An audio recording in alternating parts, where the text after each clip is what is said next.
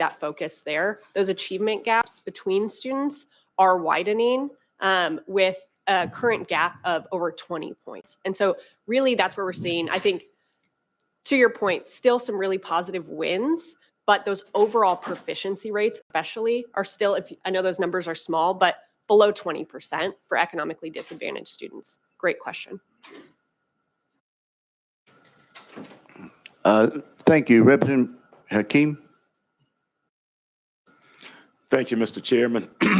And I too would like to thank our guests from Fisk University for being here with us. We love you.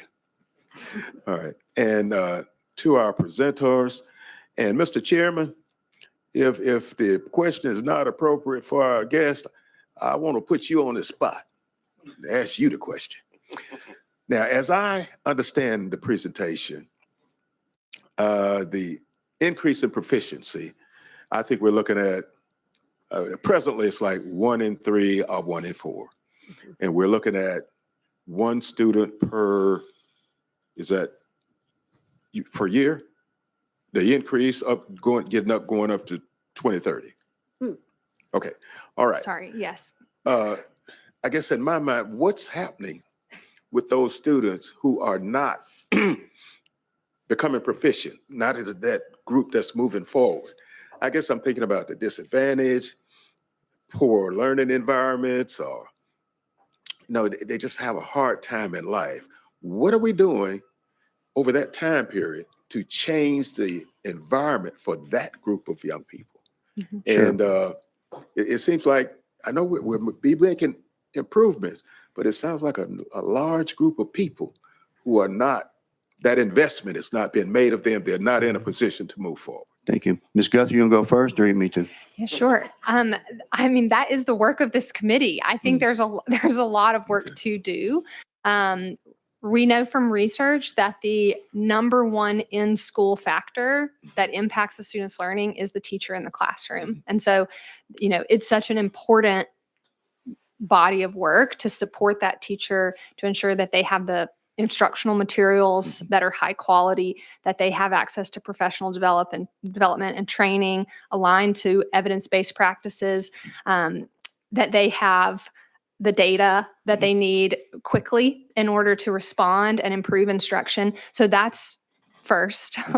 And there are a lot of other things that are impacting schools. And so I feel like I don't know that I could give you a comprehensive answer that wouldn't take all of the rest of the week probably to talk about.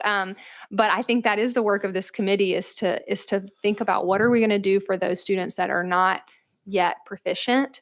And I am intentional in saying not yet proficient, because it's important that we believe in the potential of every student. And so there are a lot of different strategies that our state has implemented, and it's about differentiating between what are those foundations that we need to commit to and we need to keep doing in order to continue on this trajectory, and what are the other ideas where we need to innovate and improve and try something new. And I think that's the crux of what this committee is wrestling with bill after bill, is those kind of differentiating between those two buckets for any policy decision that comes before you. And Representative Hakeem, if I may add to that, and that is one reason why this committee pushes so hard for years and years. Let's just go back to 2 years ago, was it Representative Pickey, our 3rd grade retention by way of intervention by way of retention. If a child is not reading proficiently by 8 years old, then it's very difficult as they move on. And we always were told that's only 33, 34%, one in 3. And then on the other end, when they get out of high school, they move on through school, and our higher education and our trade schools and our community colleges are saying 67% of those students need remediation. There's your two that passed on of the 3 as they went through school. So doing the hard stuff and pushing the hard stuff, and I'm glad that this committee didn't pull back on that 3rd grade retention, because I know there's a lot of issues there, but we have to focus on the hard stuff. And so I think we did the right thing during that time, because we got to make sure. So it's little things or big things like that that make a difference. Representative Hakeem, was that all you had? If I may, one You other. have a follow-up, then I Yes, go sir. to the next. All right, thank you, Mr. Chairman.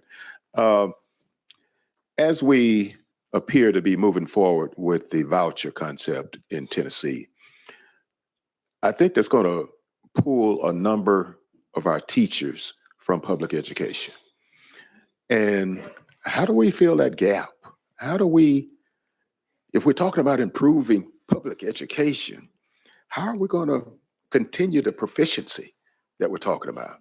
I don't know if we're looking at that. Okay. I just was waiting to be Just recognized. take 30, I'm gonna go on the next person. I have to go take a quick stab at that. The pipeline of teachers into the classroom is something that SCORE is doing a lot of work around, but also what can we do to support teachers when they are in the classroom so that they aren't leaving? So that's a really good question. I just can't help but not mention that we have a bill that we've been working on with Chairman White, and there's a few other members of the committee that have signed on to that legislation. So hopefully we'll be back here in a few weeks to talk about it. But it is a scholarship for teachers, for future teachers. So that whether you're a career changer, you're in undergrad, you're currently teaching on a permit, your preparation could be paid for as a way to remove that barrier and get licensed. So how do we make sure we have more people coming into the classroom?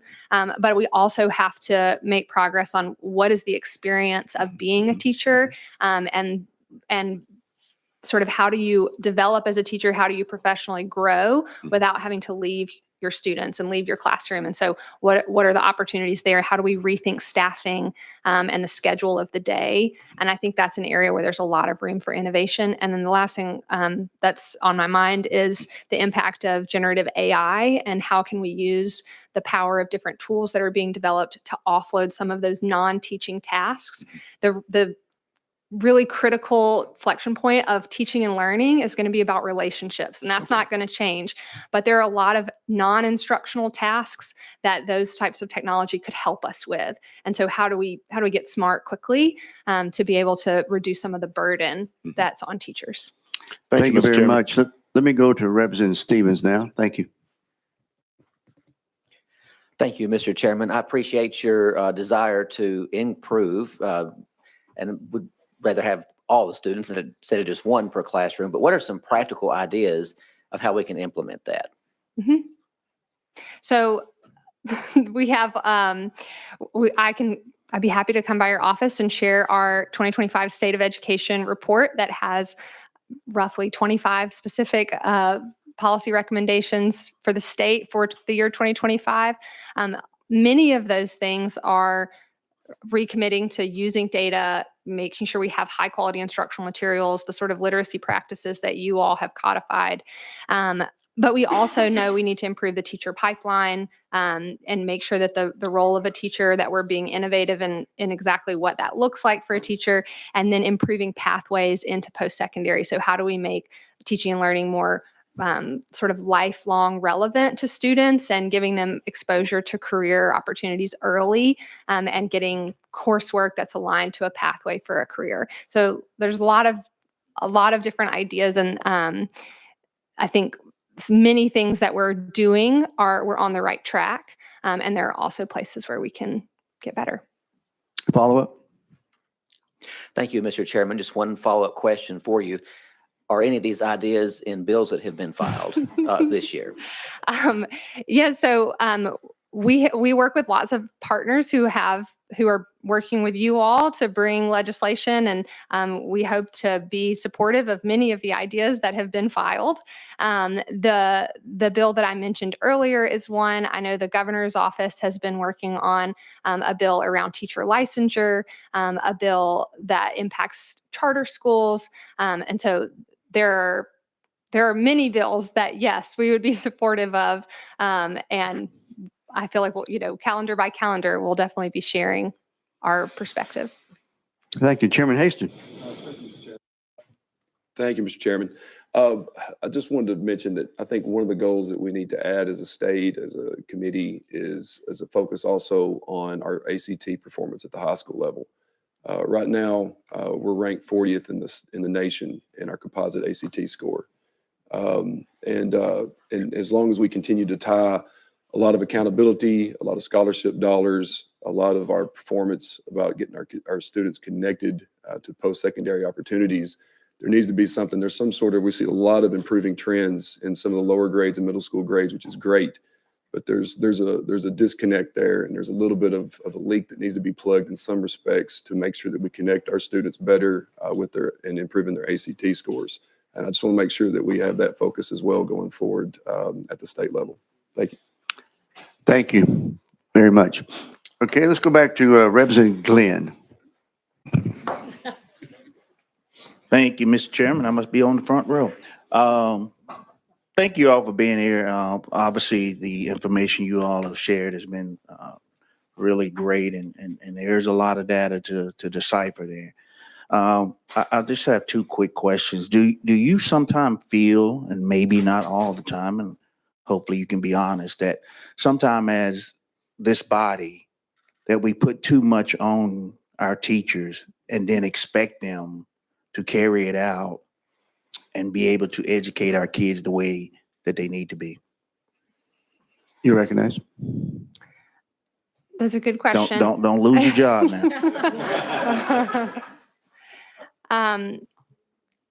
I think that the balance of the sort of expectations that we have of our students and of our teachers, and ensuring that we're being transparent about what outcomes we're actually getting for students, can best be achieved when balanced with more flexibility and autonomy. And so I do think sometimes we're in a shuffle to see if we have that balance right. And I don't think it's perfect. So I think that if you have really strong accountability for outcomes and you're measuring what Tennessee actually values and what we want to see and achieve, then I think we can be more flexible on the inputs, and give more autonomy to local communities and to teachers in classrooms to figure out how to get there.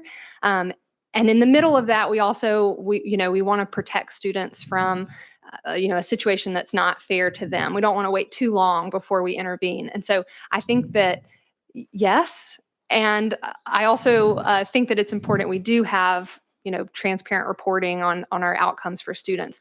But I feel like it's a balance between accountability and autonomy. Representative Glenn, you want to follow up on anything? Yes, Mr. Chair, and thank you. And Can I interject and just say something to you about that since you brought up teachers? Since you brought up teachers, I just want to say, and I think most of you, if you go into the classroom in the schools, which I really enjoy doing in the fall and when we're not in session, the teachers are really, really working hard. You say, do we put too much? I think they put a lot on themselves because they care so much. Whether I'm up in Northeast Tennessee, we visited a great little school up in rural Northeast Tennessee. We were at Dyersburg. Who? Anybody represent Dyersburg area? Representative Hurt, that's your area, right? I'm south. That's actually Rusty Grills. Chairman Grills, okay. But we're up there. And by the way, you won't want to miss next week. We've got a group of sixth graders from Dyersburg coming in. They did a CTE course they had a young student in their class who's in a wheelchair. And so the kids in the class came to the CTE, and the principal says, we want to design an apparatus so that this child can participate in sports in the gymnasium with us. And they developed from design to implementation. So I invited them up to come up next week and tell us, what did they do? Fantastic. So just to say that the teachers are, everywhere I go, are just working really, really hard, and God bless them. Go ahead, Representative Glenn. Thank you, Mr. Chair, and I reclaim my time. No, I'm just playing. And that was a great answer. You should probably be up here with us because you were able to kind of get that answer without losing your job. The chairman speaks on how the teachers are really working hard, and that's true. I do believe that all the time that they are. And there's been some legislation like the third grade retention that does have problems and obviously needs some work, and I think we can get it right in the long run. But I do sometimes worry about teachers' morale and how that affects the students going forward, because the teachers' morale sometimes can dictate the proficiency, you know, how much effort are they putting into it if their morale is low. Because I do think sometimes teachers just want us to leave them alone, let them teach without all the extras that go along with it. And that's why I asked the first question about, are we putting too much on? So I'd like to just kind of understand it, not right now, but is that where can we do to help with that, the morale of the teachers? What is it that they want to be just left alone with, and so that they can teach without all the extras? So that could be a conversation for another time, but thank you. Thank you very much. Representative Bolso. Thank you, Mr. Chairman, and thank you, Ms. Guthrie, for an excellent presentation. My understanding is that NAEP also conducts assessments in other subjects such as U.S. history, civics, science, geography, and the arts. Does SCORE have any data that would tell us anything about how our students do in those subjects? You recognize? Yes, sir. And I'm happy to defer to Alexis. My understanding is that those are released on a different timeline. And so the most recent release was only for math and reading for 4th and 8th grade, but we have certainly looked at the results for history and science and those other subjects and can follow up with the most recent results for Tennessee. Great, thank you. Alexa, did you have anything to add? Okay. Let's go now to Representative Johnson. Thank you, Mr. Chairman. I guess one thing that I like to point out in as far as transparency, because so many people don't understand that the NAEP test is not a reading level score. It does not yield any sort of grade level scores. They're very clear on their website that that's not what this is. So many times people are confused thinking that they're seeing a grade level given. The TCAP does not yield a grade level score either. It doesn't reveal a reading level. And I think that one of the things that we have to continue to let people know so that we're being honest about how many kids are on reading level is if you go back to the old school curve, the average third grader, say the third grade is taking the test, the average third grader is straight up and down the center of that curve. That's 50%. That means that would be, what do they call it? They used to call it gentleman's C. It's like you're doing everything a third grader is supposed to be doing at that point in the year when you take the test. But that part of the curve actually falls in the below proficient area. So those kids are not being counted, even though they do read on the third grade level at that time. So I think what people call grade level is very murky, and it's different between the NAEP test and the state test. Mm-hmm. And I think we need to be intellectually honest about that. So it's not really 1 and 3 that can read. It's more than that. There's no question that we need to improve. But we need to be honest that those test scores are not yielding grade levels for reading and for math. But it's, and we're not counting everyone who can read in the proficient and in the advanced category. So I wish we would talk more of that because it's such a murky area and it allows us to make it look as if our schools aren't performing as well and all of that. And I guess my question would be to you, do you feel like the accountability measures that you all talked about are responsible for the improvement that you demonstrated in your data? You recognize? So to your first point, I think that whenever we talk about meeting grade level expectations, what I mean is as communicated through the standards for that grade. Mm-hmm. And you're right, there are norm reference tests and there are criterion reference tests. I was talking to someone yesterday that assessment is not a tool, it's a toolbox. And there's wrenches and screwdrivers and there's lots of different tests. And I think looking at the data, regardless of what assessment tool you are using, is just the start of inquiry. And right. It helps us to, it might not tell us exactly what we need to do with that student in the very next lesson if it is a national assessment. But there are other assessments that could help us figure out exactly what to do in that next lesson. And so everything from NAEP or ACT all the way to the exit ticket that I would build at the end of a lesson for my students in my class, which might be different from period 1 to period 2.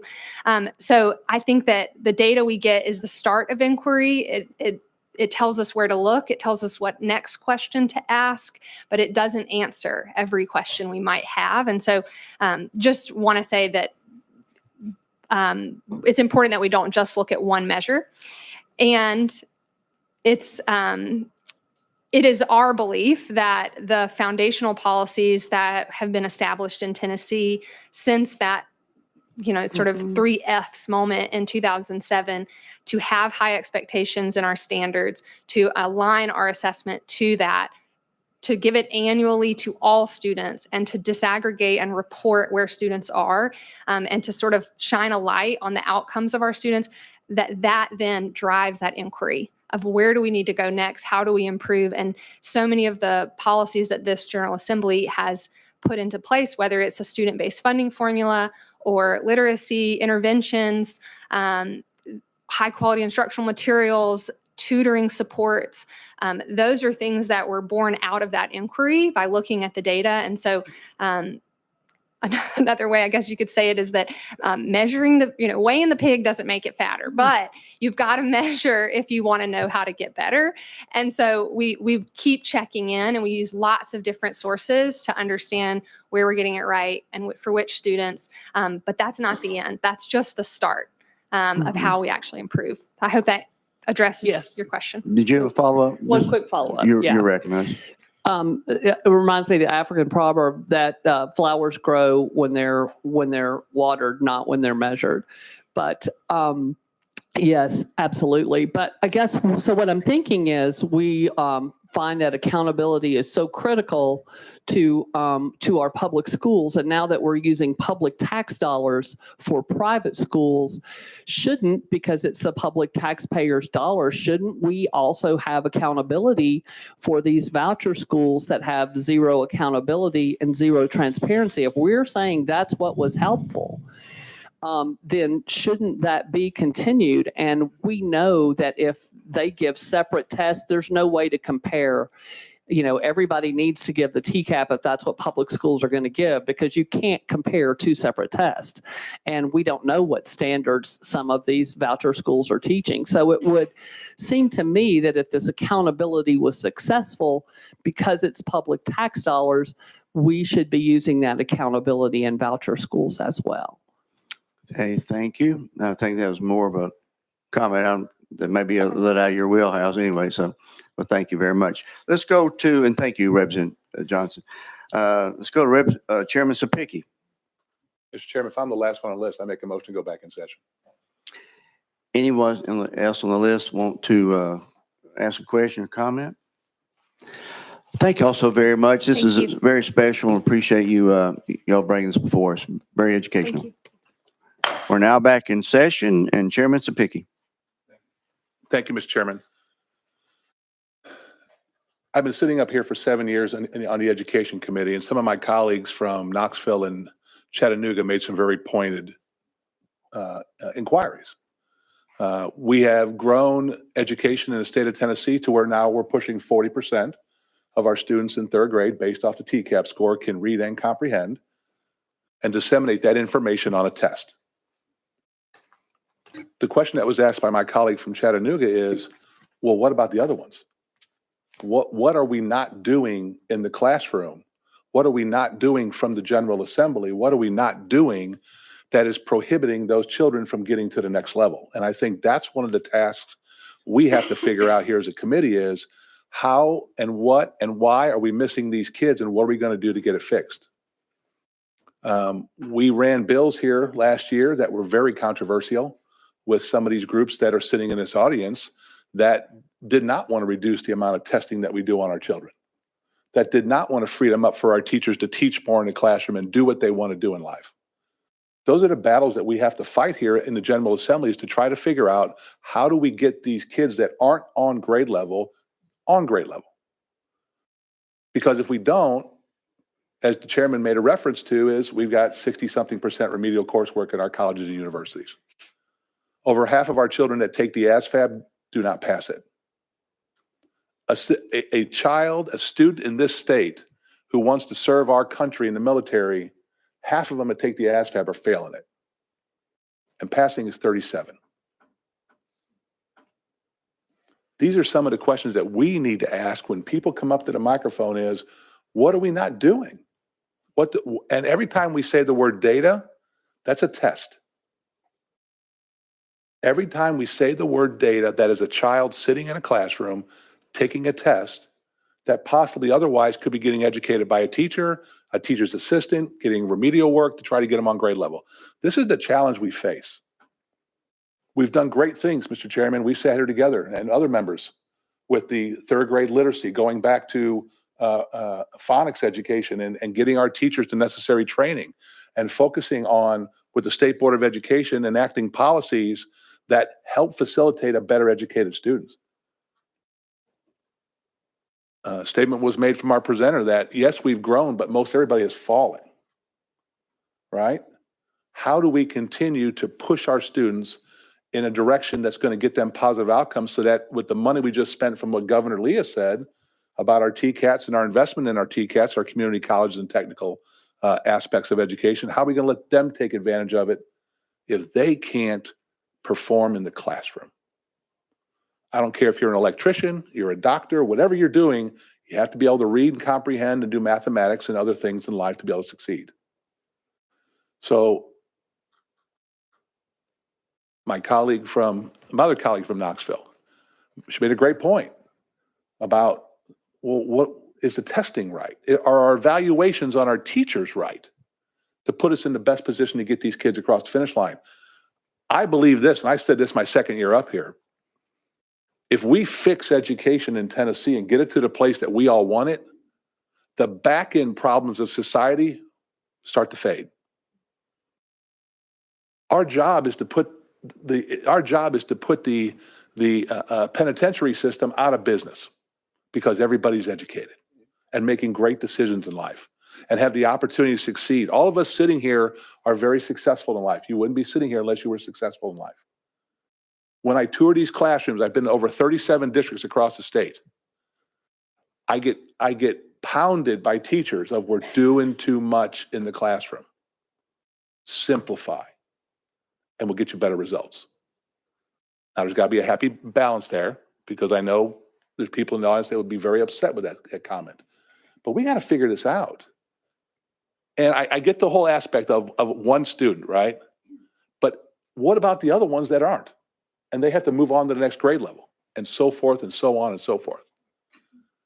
I love serving on this committee with you because we can make the biggest impact in Tennessee, and that is knowledge. So I know it's been long, Mr. Chairman, I apologize. You're good. But I want to task everybody of, yeah, we're at 40%, and that's great because 3 years ago, Mr. Chairman, we weren't even close to that. But what's next for us on the horizon in education? What's next for these kids in middle school? What's next for them in high school? And if we get a presentation from higher ed, which we probably will, they're going to say there's challenges that we have to face there. So thank you for letting me ramble a little bit, Mr. Chairman. Appreciate it. No, thank you. So very well said. And I hope everybody takes that to heart because in my opinion, this is probably one of the most important committees that we have because we can do so much with it. Back on these NAEP tests, they're given every 2 years in 4th and 8th grade.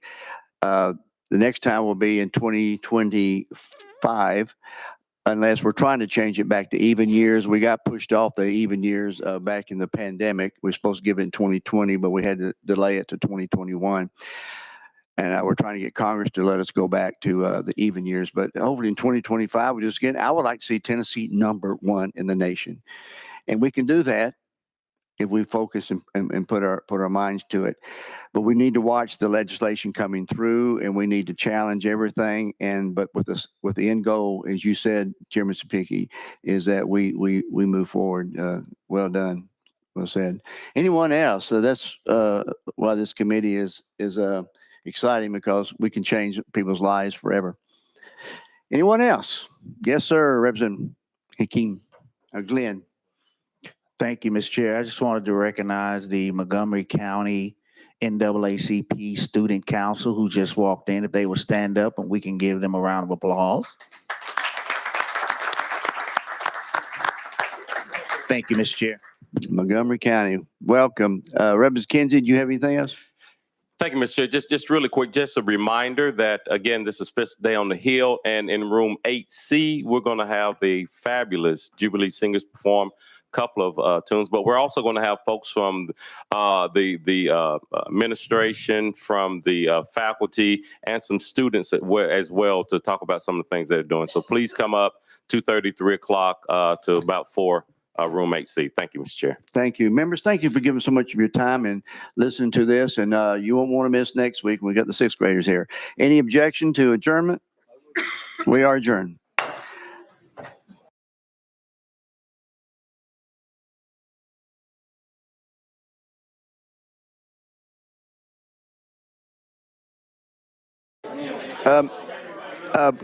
Would the clerk make sure we're all logged out? Would you log everybody out?